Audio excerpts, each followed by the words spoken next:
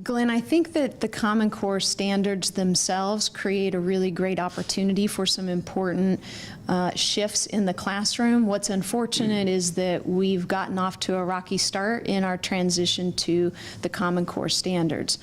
The standards help to reshift our focus in our curriculum to a focus on critical thinking and problem solving and giving students the skills they need to compete and succeed in a 21st century global economy.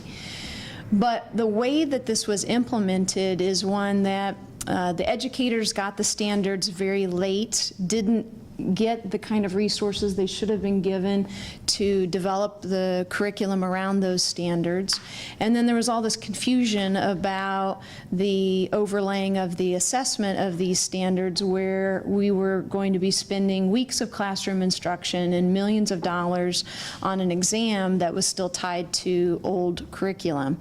And that created a frustration in the classroom for the educators, for the students, for parents alike. And my hope is that as we move forward with someone who's going to think more long-term, like this wasn't something that just happened overnight. We should have been preparing for this longer and more in advance, working with educators to give them the tools they needed to properly implement this. And if you talk to really innovative thinkers in policy in the educational circles in Maryland, like Montgomery County's Superintendent of Schools, Josh Starr. There's some really good ideas about additional ways that we can bring in other tools to help build up the Common Core standards and improve measurement in the classroom in a way that might take into consideration, for example, portfolio work, not just pushing the high-stakes testing culture on making sure that students are good at memorizing, but that we're actually teaching them valuable skills and a love of learning. And as an employer, I know that I've never asked any of my employees what their exam scores were or how good they were at taking a test. I wanted to know what their communication skills are. Are they good thinkers? Do they work outside the box? Can they collaborate in teams? And some of these alternative approaches that are being piloted that I think we could bring in to help build on the Common Core standards moving forward would be important advances that we could contribute to the conversation here in Maryland. Just to follow up on that, as you know, the Thornton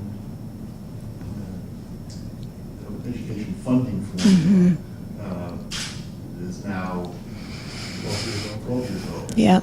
And coming up to a time where we might want to reconsider where that goes. What are your thoughts about that?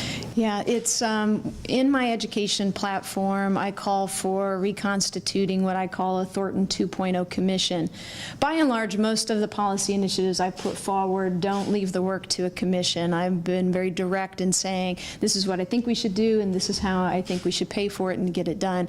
On this issue, we saw what worked really well was bringing the stakeholders together and figuring out the right approaches for getting us on a pathway for determining what the appropriate classroom sizes were, educator pay and retention issues, focusing on geographic cost of education index and how we offset that need for various jurisdictions. And I think that bringing a similar stakeholder group together is going to be critical. But unlike the last effort where the proposal was brought together, but there wasn't the same conversation about how we fund it, and there was even lawsuits that had to come forward to get the state to implement some of these approaches, that I want our 2.0 commission to be both focused on what the appropriate next steps are for reconstituting some of these formulas and how we should go about paying for it.